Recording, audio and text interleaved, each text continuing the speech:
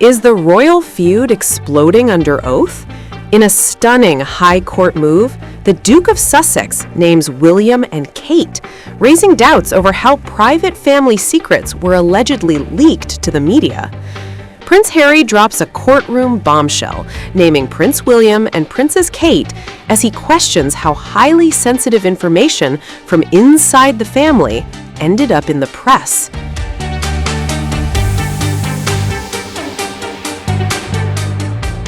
The Duke of Sussex has now named Prince William and Princess Catherine in a witness statement submitted to the High Court as part of his ongoing case against Associated Newspapers Limited, publisher of the Daily Mail and the Mail on Sunday. In the sworn document, Harry alleges that private and highly sensitive information he shared with his brother and close associates later appeared in the media.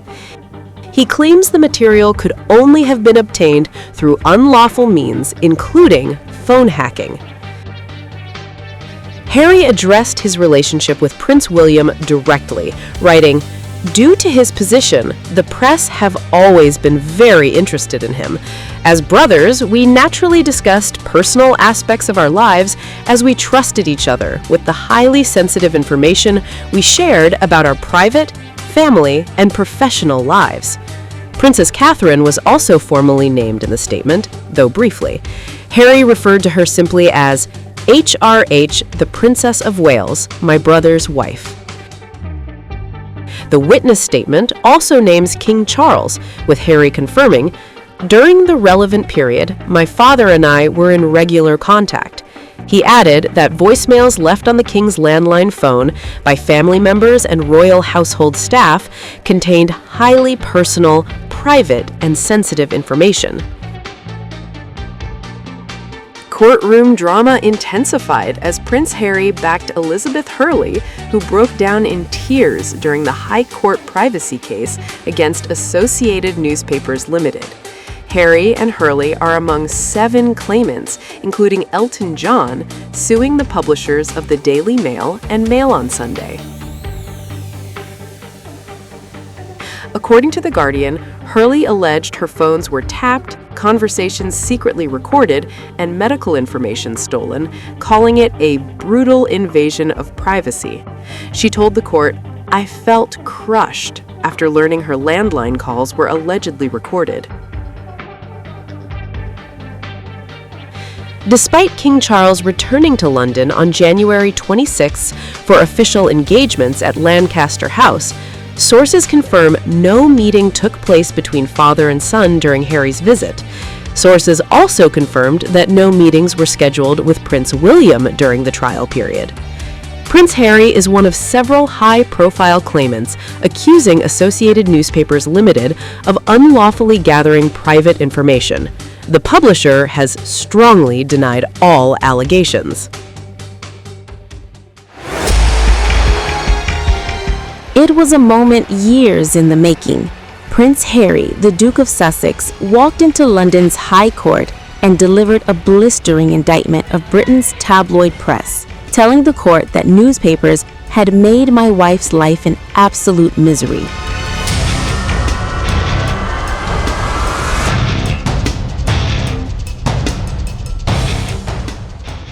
According to testimony reported by NBC News. Fighting emotion, Harry said his life has been commercialized since his teenage years, adding that the idea he has no right to privacy is, in his words, disgusting, as cited during questioning by his lawyer David Sherborne.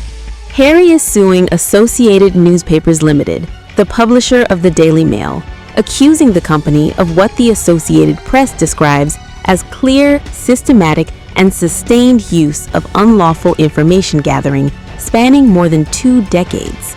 On the stand, Harry said he never wanted another public battle, explaining that all he sought was an apology and some accountability, a remark echoed in courtroom reporting by AP.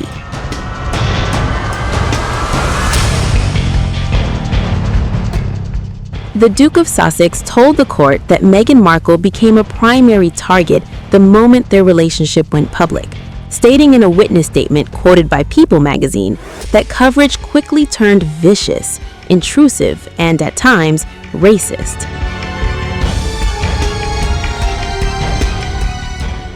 Harry said the pressure intensified when Meghan became pregnant and worsened further after the birth of their son, Archie, reinforcing long-standing claims that the media scrutiny crossed ethical and legal boundaries.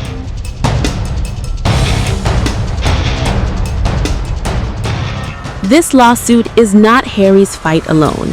According to reporting by the Associated Press, celebrities including Elton John and Elizabeth Hurley are also plaintiffs, alleging they were victims of similar privacy invasions by the same publisher.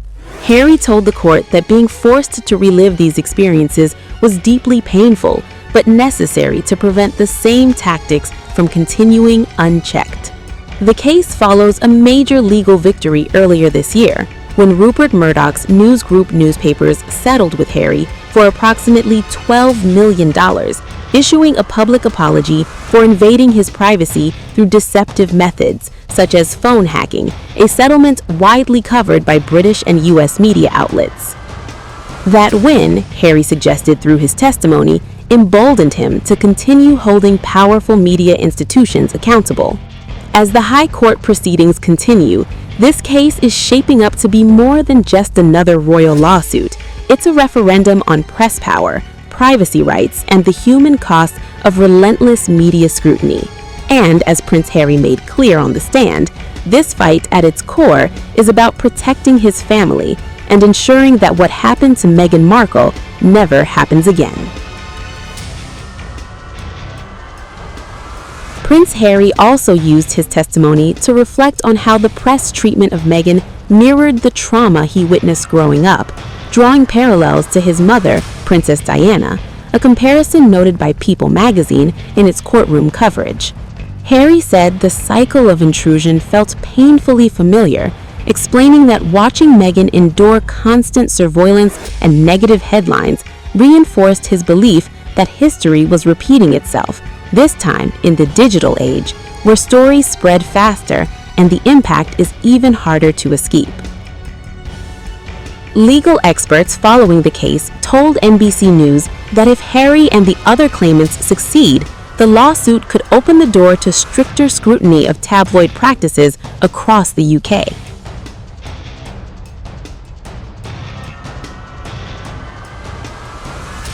As proceedings continue, the Duke of Sussex remains firm that this fight is bigger than personal grievance, stating in testimony cited by the Associated Press that he hopes the case will finally force powerful media groups to confront how far they went and how many lives were affected along the way.